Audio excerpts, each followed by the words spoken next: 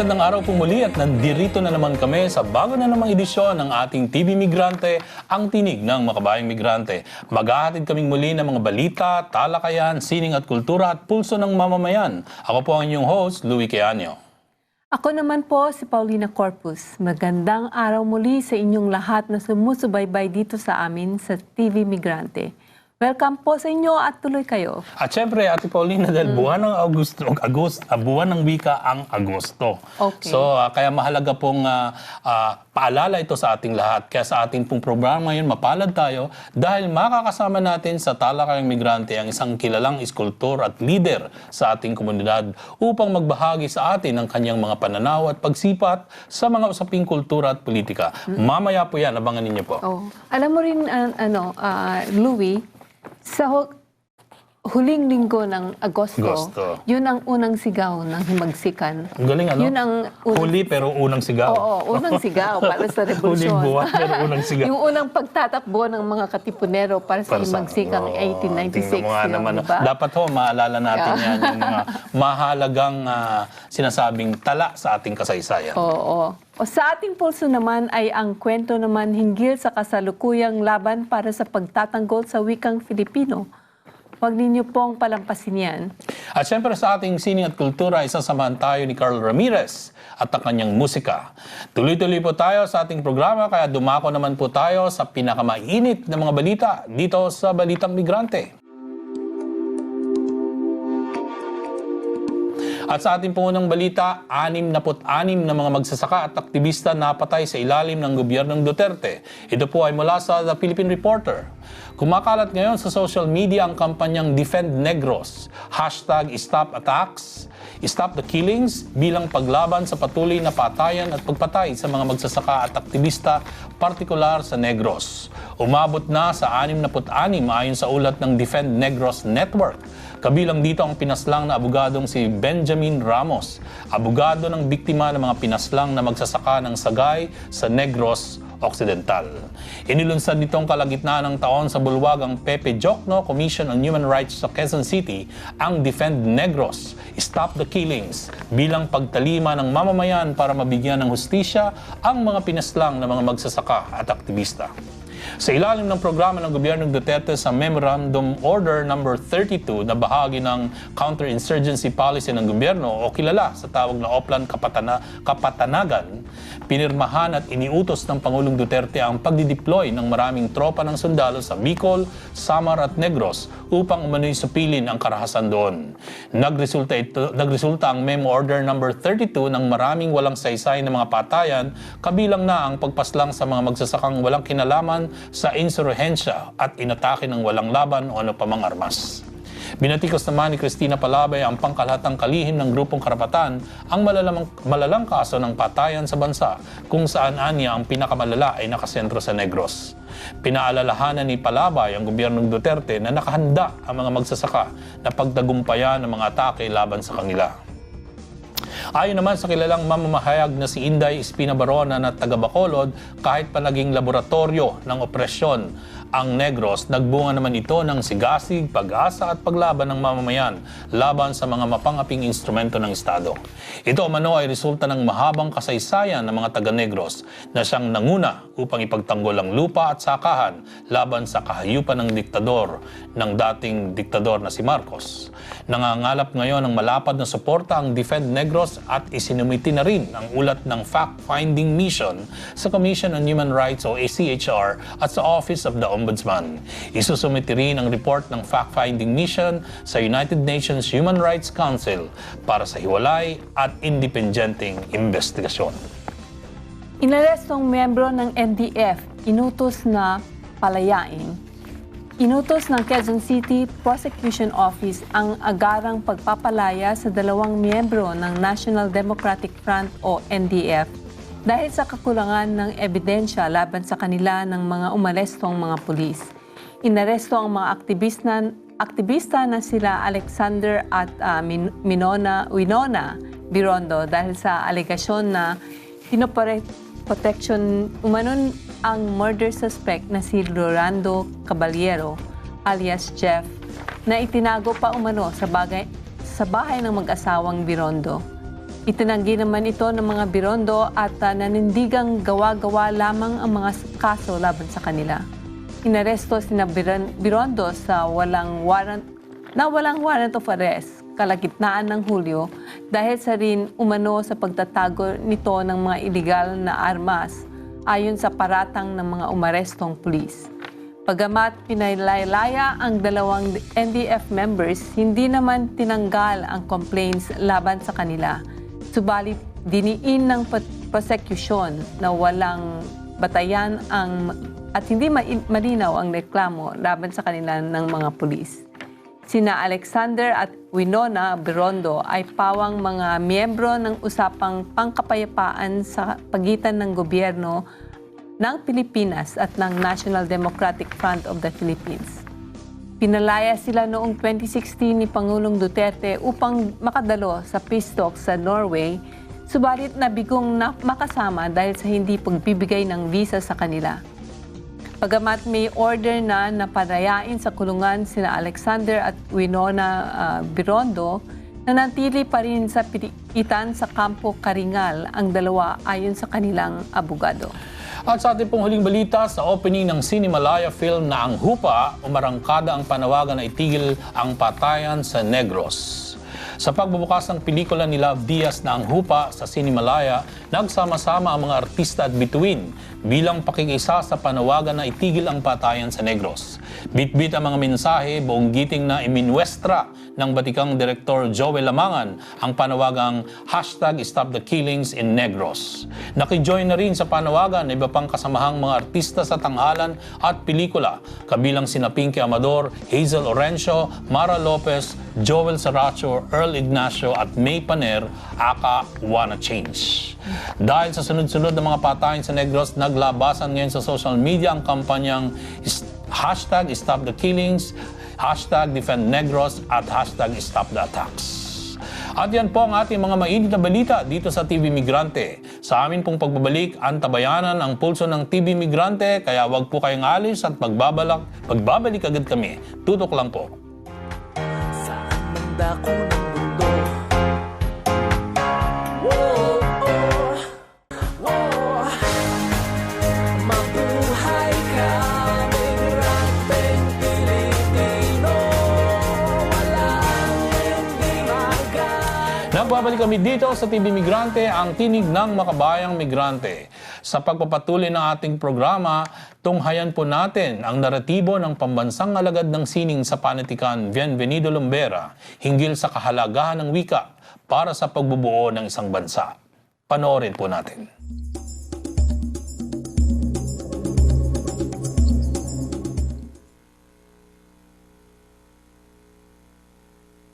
Ingles ang naging medium sa pagtuturo at lengguwahe ng literaturang pang-eskwelahan.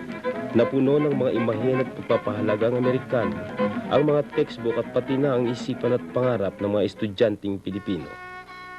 Sa mga eskwelahan nang galing ang mga unang Pilipinong manunulat sa Ingles na nagsikap hagipin ang karanasang Pilipino sa hiram na lengguwahe.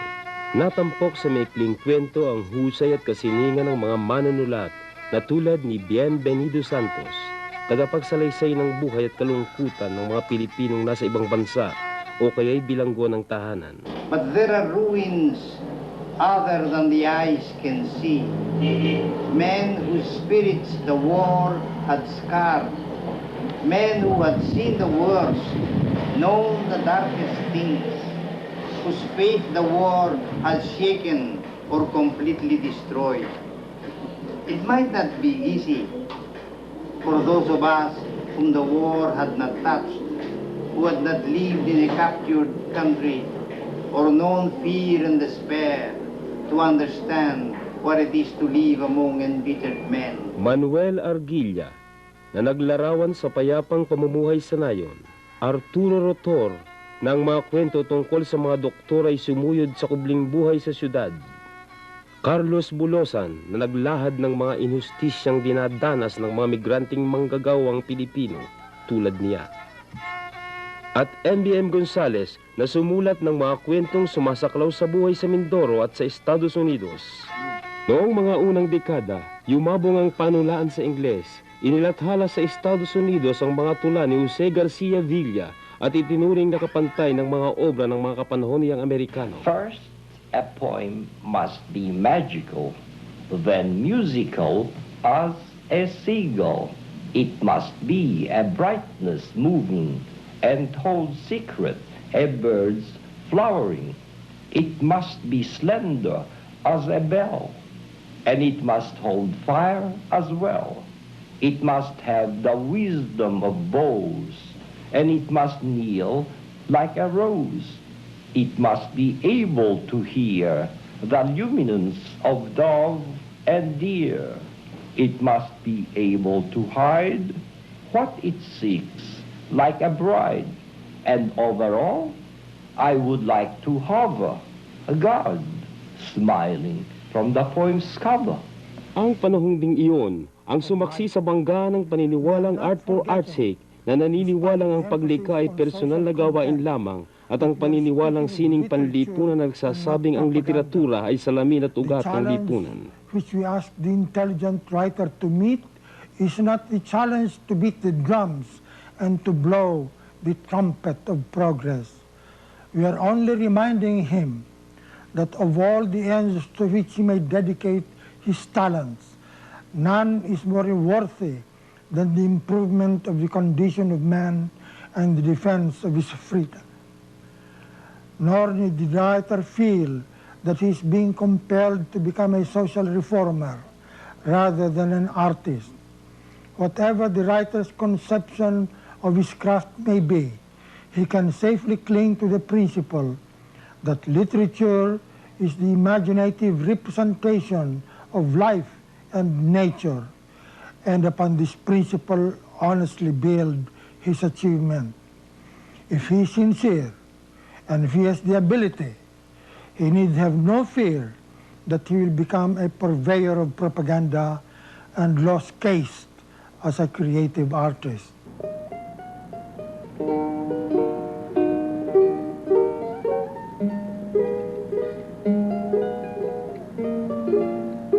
Noong panahong iyon sa mga syudad, ang sarswera na isang laganap na forma ng drama noong dekada 20 at 30 ay napalitan ng drama sa Ingles na sinulat ng mga dayuhan at katutubong autor.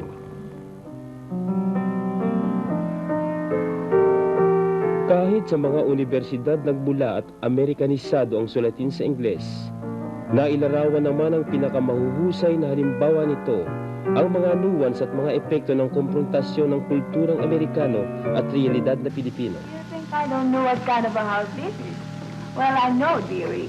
I found out last night. I saw you with that Shanghai woman. Shut up, my God! Oh, yes, I saw you. I saw you last night. I saw you bring that woman in here. Now, is this the kind of a house you run? You kidding? What are you about to throw you off? No! Get out! Get out! Get out! Out of here! Okay, okay. Come on. Go away. Come on, sister. Hitting a woman with a drumstick. Well, I guess I better go now. So, goodbye, Canada. Goodbye, Peter. Goodbye, Molly. Goodbye. Come again, won't you? Sure I will.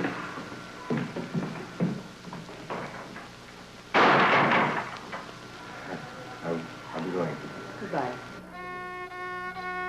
Makikita ang rurok nito sa mga kontemporaryong tula, kwento, nobela at sanaysay na nagtagumpay sa paglalarawan ng buhay at realidad sa Pilipinas sa lengguwaheng Ingles sa pagpanday ng wikang banyaga upang maging epektibo at bagay ito sa pagpapahayag ng katutubong sensibilidad.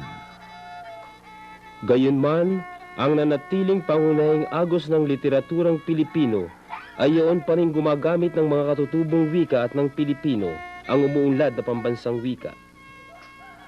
May bahid ng romantisismo na nanatili sa mga obra ng mga makata at nabilistang sumuyod sa tiwasay na pamumuhay sa kanayunan at mga sentimentong nagbibigay ng katangian sa mga relasyong pampamilya at personal. Samantala ang estilong realistiko na nagumpisa sa mga nobela ni Rizal ay nagpatuloy sa iba pang mga obra na pumupuna sa lipunan at nagsusuri sa mga kaugalian at asal ng mga Pilipino. Sa mga sumunod na dekada, naging realismong panlipunan ito na kinakatawa ng mga akdang matatag na humaharap sa mga problema ng lipunan, lalo na ng masa, at ayaw maging salamin lamang ng lipunan kundi naggigiit ng pakikisangkot. Oo. Naniningil ko si Mrs. Cruz. Pinapayaran ako ni ate.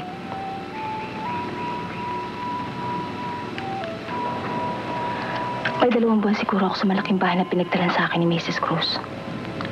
2 beses sa linggo kung dalawin ako ni ate.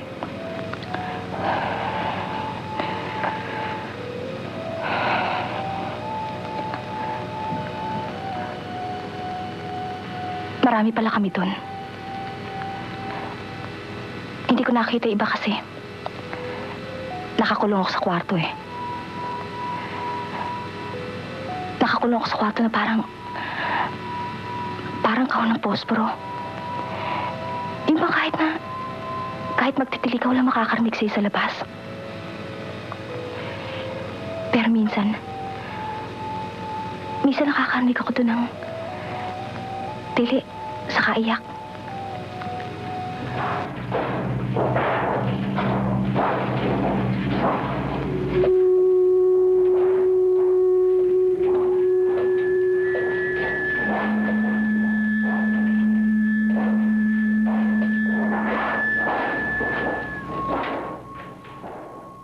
Ang Makatang nagsulat sa bernakular ay may pinaghanguang mahabang tradisyon ng bersyong matutunton sa mga epiko at romanse na inilangkap nila sa mga tema ng pag-ibig at patriotismo. Isang aklat na maputi ang isinusulat, luha, kaya wala kang mabasa kahit isa mang talata.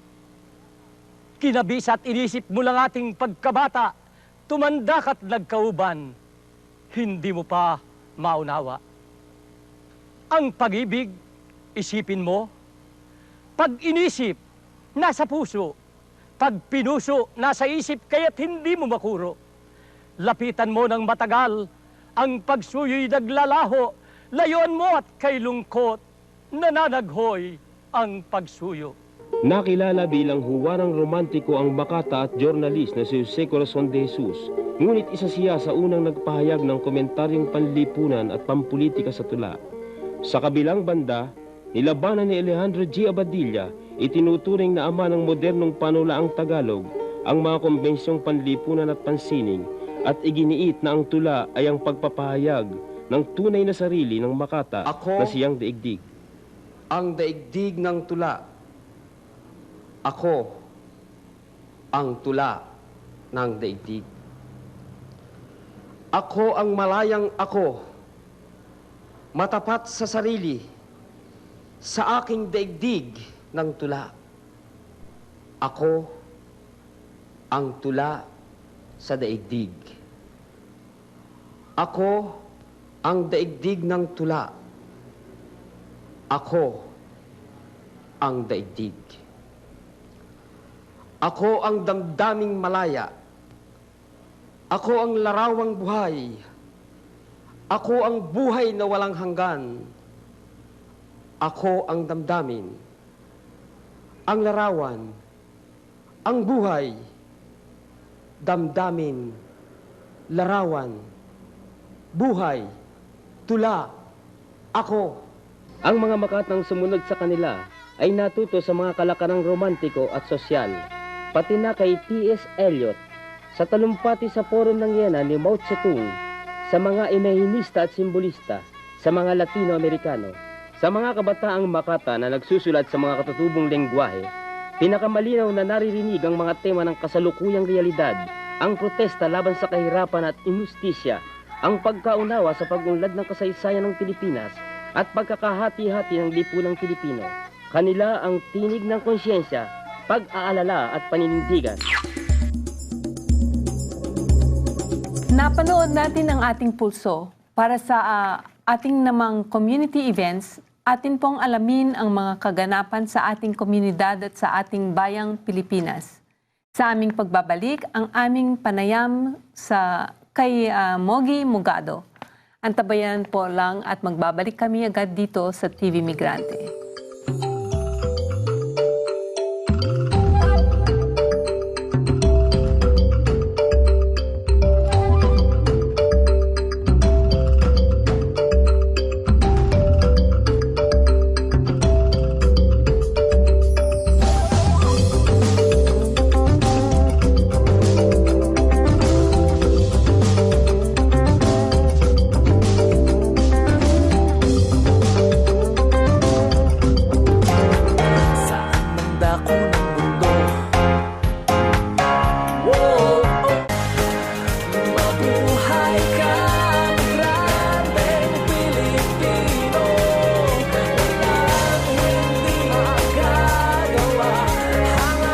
At nagbabalik po ang TVMigrante, ang tinig ng mga kabayang migrante. Sa kabubukas lang po ng kanilang mga telebisyon, nandito tayo ngayon sa Talakay Migrante upang pag-usapan ang talakay po sa bayaning Jose Rizal. At sasamahan siyempre tayo ng ating panauhin, Tita Ate Paulina or Paulina. Yeah.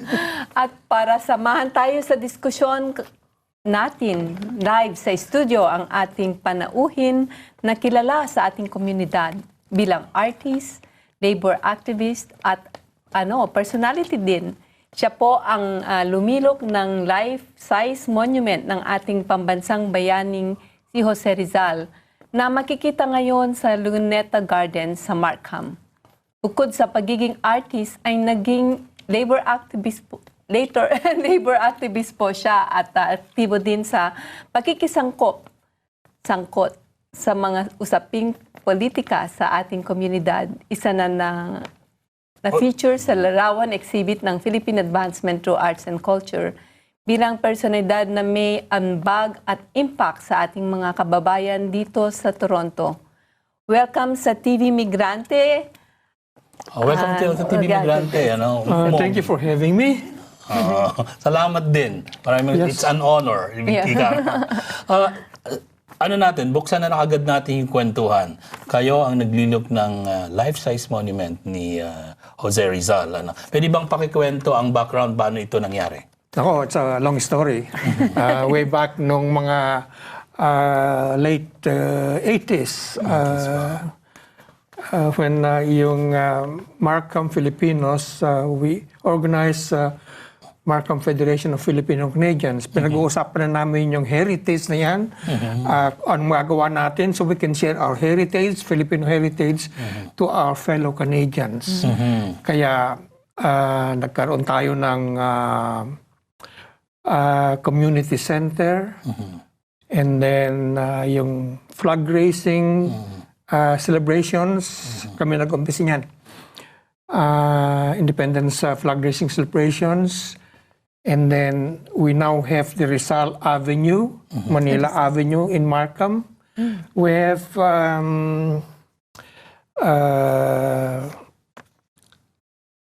San Lorenzo is Catholic Elementary School as well.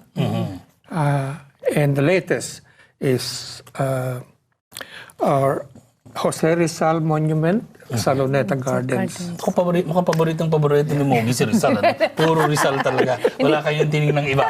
Hindi, miyembro si Sir Mogi Mogado ng Knights of Rizal. Knights of Rizal. Yeah, so, yeah. Anong inspirasyon? Bakit si Rizal? Nung nagkamulat na yata ako, Rizal, parang role model as a boy. Meron kaming Rizal Monument sa aming baryong maliit. Maliit na baryo. Meron siyang malaking... Saan baryo ito? Pamplona, Cagayan, North Ilocos. Cagayan Valley. Ilocano, si Mogi? Ilocano, Ibanag. Oh, Ibanag. Mali. Okay, so dun sa baryo na yun, parang ito yung parang nagmulat siya na si Rizal yung Yeah.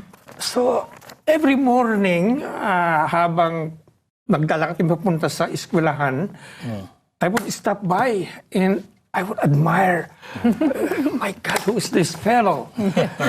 And then as we went along, I grew up. High school, college, of course, I read on Rizal. Research on him? Yeah, I researched on him. And, of course, being a role model, you like to pattern your behavior, your thinking. Yes. Kay got Rizal. Fun na fun, ika nga. Yeah. Number one fan. Yeah. Pero, may iba tayo ng konti. So, paano po yung pagiging sculptor nyo? Paano nyo? Pinag-aralan nyo ba ito o talagang taal na talino? I don't have formal education. Training. I have the basic drawing skills. So, going to college, wala yan. It was not in my radar. But when I was doing a little bit of painting, drawing in college, yung mga protest signs natin, banner nung araw, nung first quarter storm. Yun. Bahagi kayo ng, ng collective na naggagawa. Pintural Brigade. Yung lettering ko doon. Meron pala tayong visual artist dito. Oo nga. So, sculptor, visual artist. So, martial law, then we escaped to Toronto. I happened to walk into art supply store. And I was amazed. Nandun lahat yung mga kailangan ng maging artist. So, all the tools. Tuwan-tuwa ako, yeah.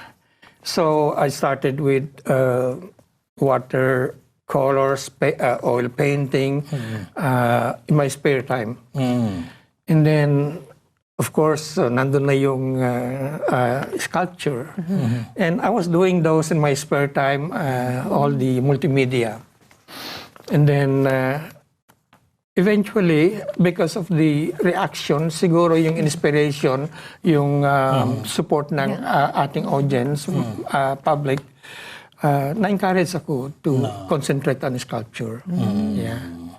So ano to? Kailan lang ito nyo na-discover na pwede na marunong pala kayo maglilo? Yeah. Or is it parang noong pa mang maliit kayo, ito na yun? O ito na ang later part na nyo na-discover? Well, yeah. Malikot yung aking artist Ganun ba? Pagdating sa ano. Actually, when I was a boy, gumawa na ako ng clay Rizal, na mga ganyan siguro kaliit. Kasi yung aking inspiration, aspiration, Rizal. I think I was going crazy. So, kailangan i-channel yun sa ano. I was very happy with the result. Alam mo na yung signature. Yeah. Pero ang isang mahalagang tanong din, pinag-usapan natin Filipino heritage. Okay lang naman, nakalikha ka ng Rizal, nakapinto ka, nakapaint ka. Ang sabi noon, binabalikan ko, sabi niyo, nung first quarter storm, naging bahagi kayo ng mga visual artist. So, ibig sabihin, meron kayong consciousness na yung inyong nililikha ay hindi lang pansariling consumption. No. Kundi ito ay dapat ay maibahagi sa mas malawak na hanay ng mamamayan. Correct. Naniniwala ba, ano ang role sa tingin nyo ng isang artist na namulat ng FQS Storm para mabago yung mga maraming suliranin sa bayan? Naniniwala ba kayo ng sining ay may kaugnayan sa usapin ng bayan? Of course. Yung effect na lang nung Rizal Monument sa aming baryo, sa akin, napakalaking bagay yan. For sa ating mga youth, for example, growing up, you have to have a role model to look up to. And it happened to me. And I believe that very effective yan. Kailangan natin. Yung ating mga institutions, mga heritage natin, we have to be conscious, we have to push them. Because it works. This is the example. Pero may specific ba kayo na nakita kay Rizal na sinasabi niyo role model? Ano yung specific character ni Rizal na nag-inspire sa'yo? Para sabihin niyo na, you know what, role model ko siya. Kasi hindi lang siya si Rizal, kundi may contribution siya sa pambansang paglaya o pambansang... May ganun ba kayong nakita nung time na na-inspire kayo ng bayaning si Rizal? I think unang-una dyan yung pag-drawing. He was an early artist as well. So I think I had an identification with him. And then social consciousness. I had several experiences growing up between the inequities among classes. We were underclass, taga-baryo kami.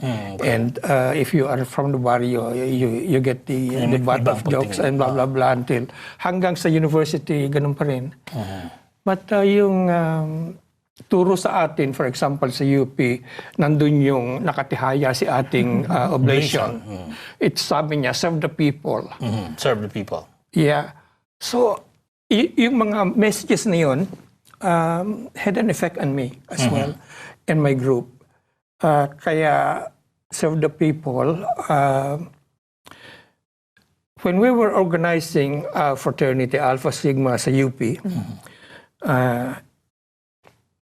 ang naging ideal namin is alay sa sambayanan. Okay. So, lahat yan, because of the influence of heroes like Rizal on us, most of us anyways. Kaya, maganda sa akin ang, Sa inyo, ganun ang impact. Ang impact sa inyo ni Rizal. Gusto ko lang maintindihan, di ba?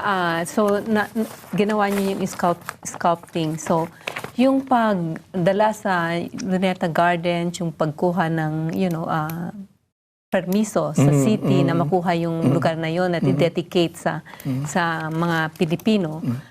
Gusto ko lang malaman kung yung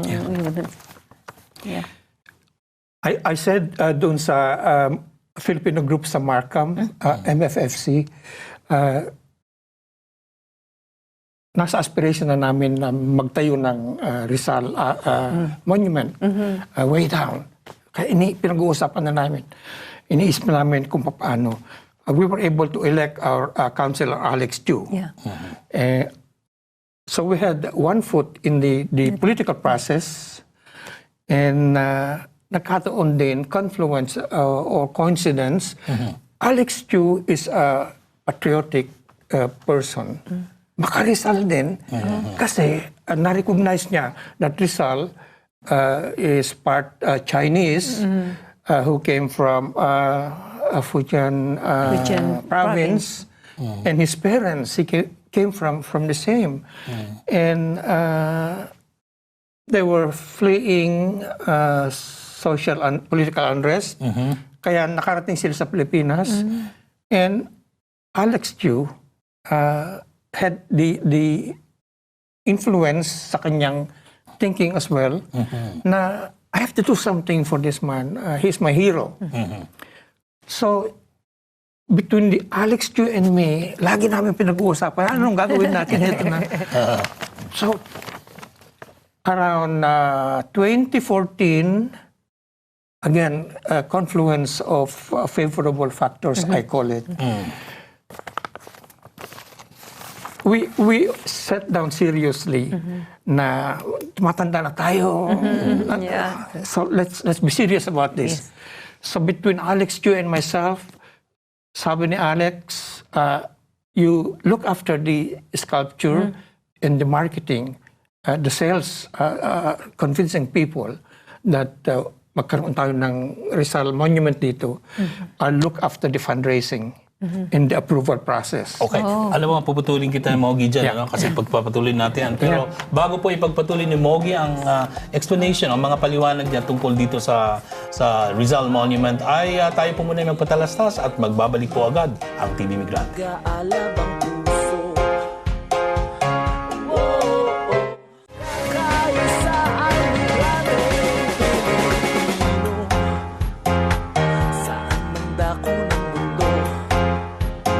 Nagbabalik po kami dito sa TV Migrante at kasama pa rin po natin ang ating community leader, sculptor, activist at marami pang ibang roles sa kanya dito na leader ng ating community, si Mogi Mogado po. Sir Mogi. Sir Mogi. Kanina na po natin diskusyon, ano?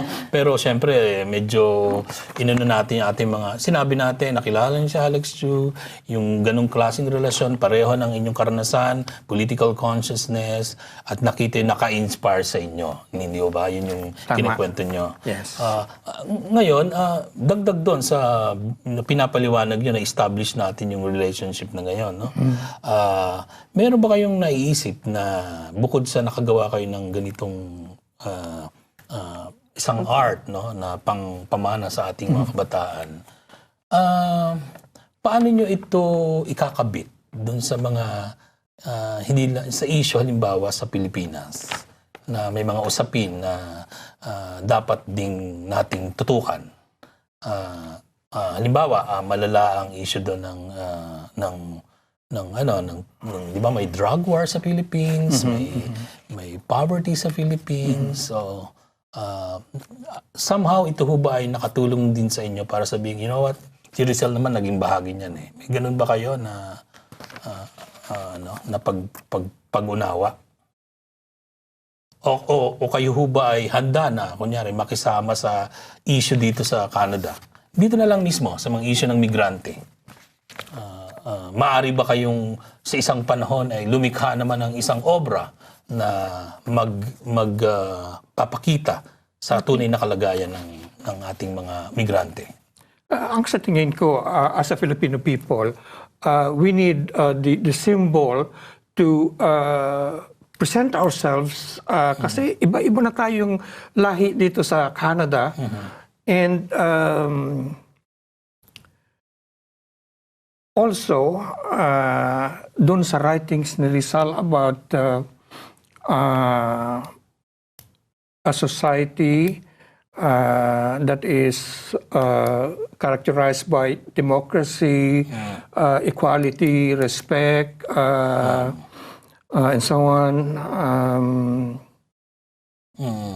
We needed to put it out in the public, in the open, in the consciousness. That is why sa mga school systems natin, for example, nadagdag na sa mga curriculum yung sa Rizal studies. Para malaman ng mga bata that yes, we did have such a person and ito yung kanyang teachings. Hopefully that by learning, by absorbing itong mga ito, that it has an effect in our character building, di ba? So virtues ito, ano pinag-usaping character niya, virtues niya sa pagmamahal sa kalayaan, sa pagkakapantay-pantay. Ito yung gusto nyong makuha ng mga kabataan. Now, being in Canada, naisip din namin yung acceptability ni Rizal. How will the other Canadians react to this monument? Okay. So, we had a good sales pitch dahil nga he was a citizen of the world, so-called.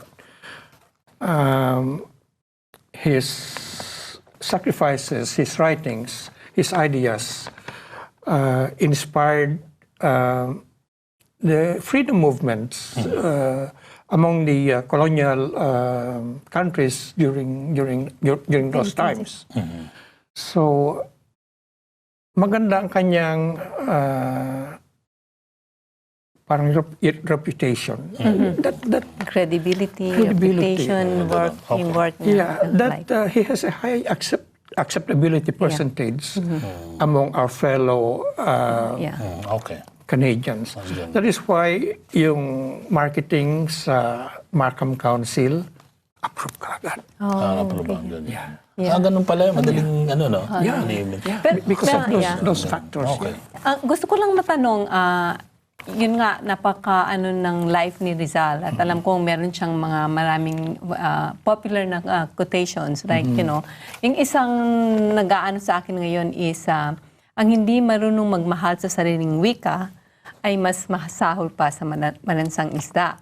And I'm just thinking about yung recently sa ating bansa sa Pilipinas ay inalis na sa curriculum yung pagtuturo ng panitikan. Aray ko po. At also, so yun yung isa sa mga yun ni Rizal. So paano yung magagawa natin dito ngayon to affect din yung mga nangyayari sa Pilipinas, especially around that area ng panitikan, wika. Kasi nga yung wika napakahalaga. I mean, it's susunod magtuturo na si Mogi ng panitikan. Hindi na sculptor. Kaya nga, kasi so yun. So gusto ko lang malaman kung anong pananaw niyo. Unang-una, baliktad, dito sa Canada, the interest to learn our history, our languages, our dialects, even ang ating heritage it is very strong. The interest is there. That's why hindi lang dito sa Toronto School Board, the York Region School Board, in the other school boards all around. I know that in British Columbia, where they had Filipino representatives, they were able to also do the same thing that we're doing here. Yeah. So I don't understand kung bakit ganun ang nangyari sa Pilipinas. Sa Pilipinas. yeah. So I think to them it's more important to learn modern languages because they are looking at the labor future export. exportation of Filipino labor, Yeah. which is Hindi lang mahalagang pag-aralan ng panitikan sa Pilipinas dahil hindi naman yan ginagamit hindi naman yan kailangan ng mga business Kaya ang sabi sa Pilipinas. Kaya nga yung exportability. Yun ang sabi nila. Exportability, yeah. But then again, back to character building, I think that it should still be taught. Sa palagay niyo? Sa palagay ko, yeah. Because katulad nung Spanish subjects natin nung araw. Nag-aralan naman sa eskwela. Hindi lang elective nung panahon namin. Hindi, required yun for 12 units. And I think it opened up yung ating horizons with other people like the Spanish people, Spanish speaking people, Latin America. So that's why we're friendly because we know a bit of the language and so on, so we can relate to other people. So it's still important to me. Okay. So itutuloy natin. Itutuloy natin. Meron sana akong tatanungin after. So itutuloy natin ganito. Akin pong itutuloy ang ating pag-uusap na pagkaraan po ng mga patalasay. So huwag po kayo alis, magbabalik agad ang TVMigrante. Nag-aalab ang puso.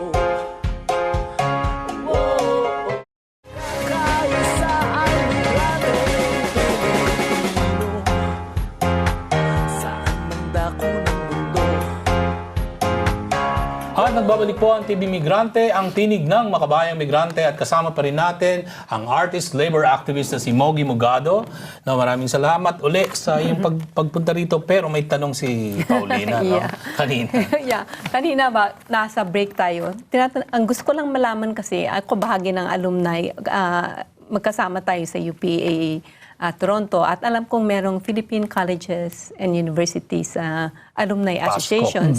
Ang ano ko is ano yung role ng alumni associations na nandito sa Canada or Toronto para patuloy na i-enrich yung ating culture and heritage hindi lang dito kundi pati sa Pilipinas. Kasi dahil dun sa nangyari sa pag-alis sa panintikan sa curriculum, ano ba dapat nating magawa from here? You know what? Honestly, I don't know.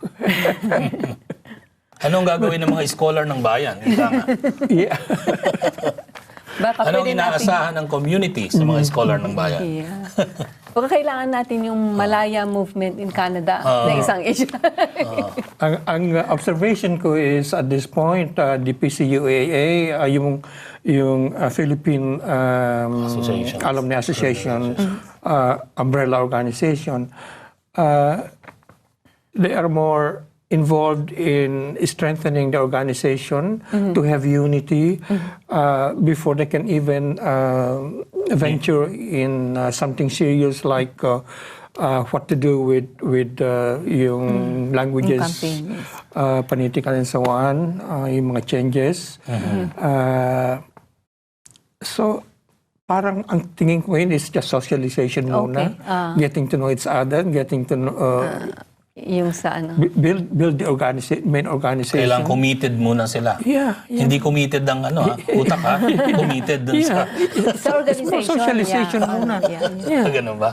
But it's been going on for years. Pero matagal na kayo nag-association ng party. In course, diba? 10 years na. Ang dami naman natin. Paano yun? Ang kailan mag-i-stop yan? Tagal naman yan. I guess. I think it's gigisingin ni Kamogi ang dysfunction ng organization. I mean, it's a good unity exercise actually na magkaroon ka ng broad coalition and campaign na kasama lahat yung colleges and universities para sa mga ating mga heritage na courses, history, and those things, right? So, but yun pa siguro ang mahalagang i-educate yung ating mga alumni associations to get to do these things. Aside from, on top of, yung kanilang socialization and everything. Yeah, I know. Because I was part in it, I always ask, lalo na sa UPAA na, because it's UP, Scholar ng Bayan, lumaki ka doon, iba yung environment doon, yung sa bayan mismo, serve the people. So, you expect those things when you come here. Na pero hindi nawawala yung consciousness mo, no? Na ikaw ay kakabit sa Pilipinas, bahagi ka ng struggles ng mga Pinoy. Lalo na dito, mas malano ang struggles dito kasi mga migrants tayo.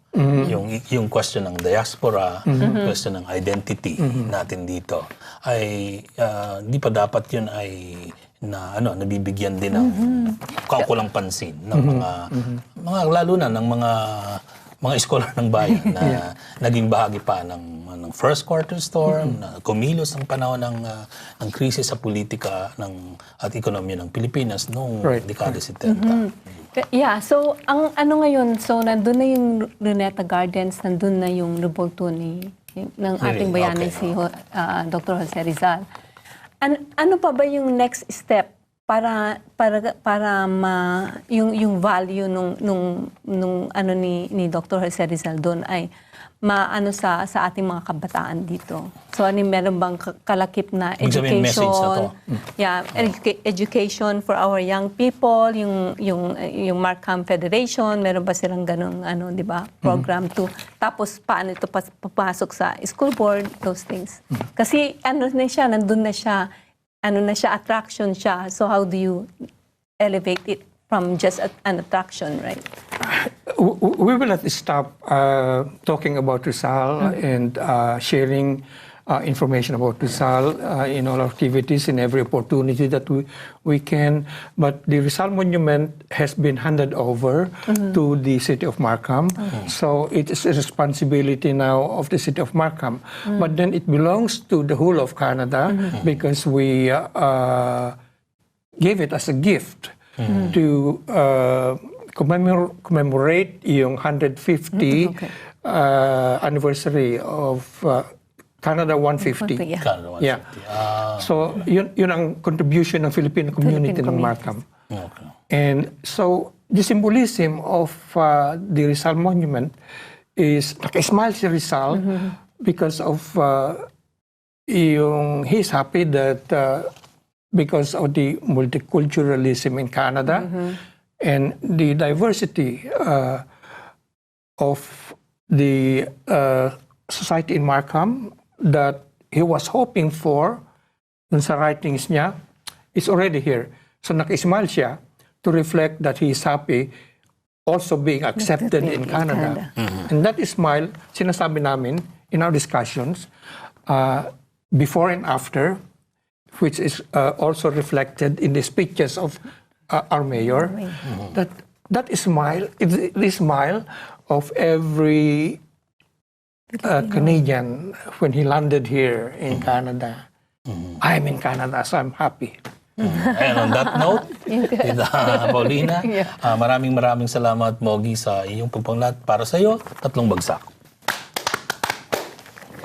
Ayan, maraming salamat po sa atin pong naging bisita kay Mogi Mogado at sa kanya pong pagbibigay paliwanag tungkol dito po sa Rizal Monument. At syempre pasalamatan natin Tita Paulina ang ating TVMigrante. Yes, pasalamatan din natin ang TVMigrante Collective sa pagbubuo ng ating programa, sa production crew ng FTV o Filipino TV, sa lahat ng mga tumulong at nag-contribute sa ating programa at sa ating naging bisita, si Sir Mogi Mogado. Maraming salamat po.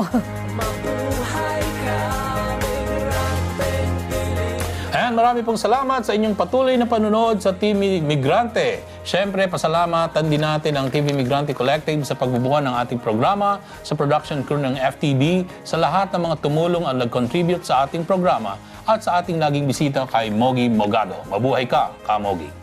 Kung may nais kayong ibahagi at mungkahi hinggil sa aming programa, maaari ninyong kaming sundan sa aming Twitter account at TV_Migrante o kaya'y sumulat sa aming email sa tvmigrante2017@gmail.com. Sa may mga nais na panoorin ang mga previous episodes ng TV Migrante, puntahan ninyo lang kami sa YouTube at itype ang TV Migrante. At para sa ating sining kultura, salamat ulit at ikaw, susunod ulit, no? Pero sa ating pong sining kultura, panoorin natin ang video ng awitin ni Carl Ramirez, Mag-alay sa Bayan. Paalam po muna at magkita-kita tayo sa susunod na linggo. Mabuhay po kayo at mabuhay po ang Pilipinas!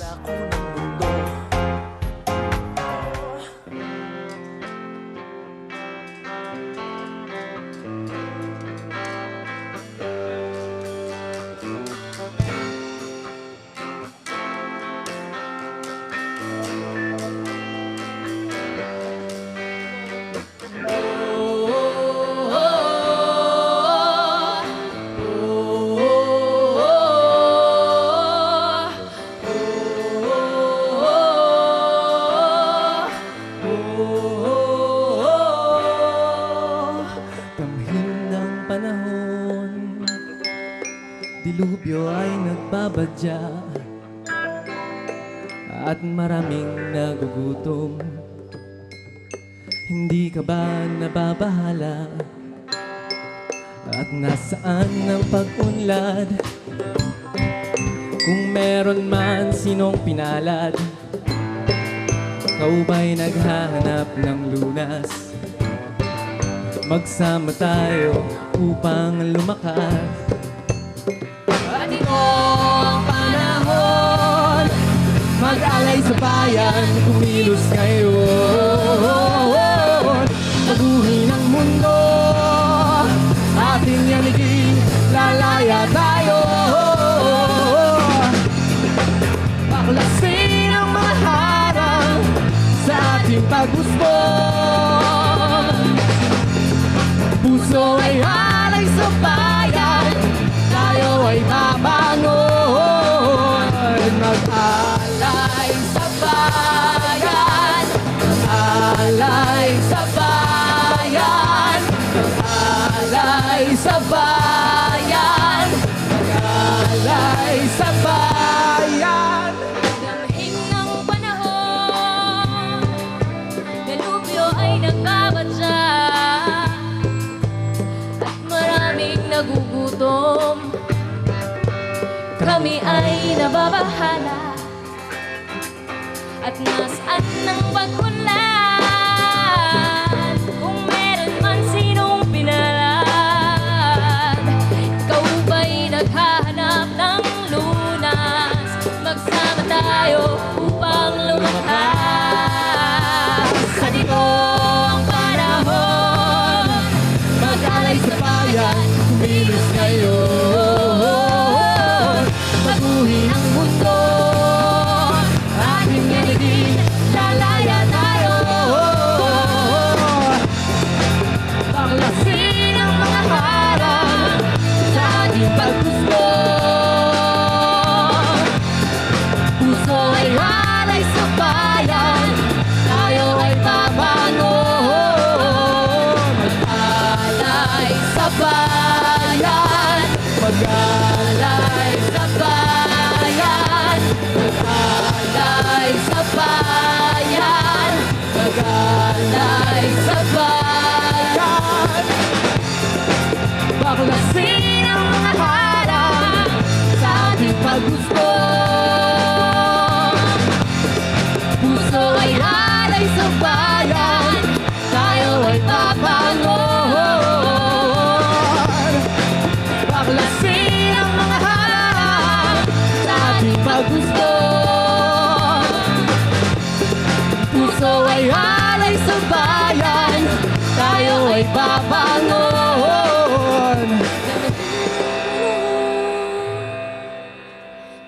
tayo ay nagbabadya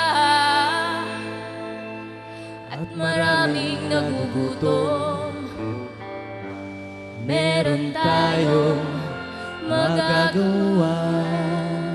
Maraming salamat po. Maraming po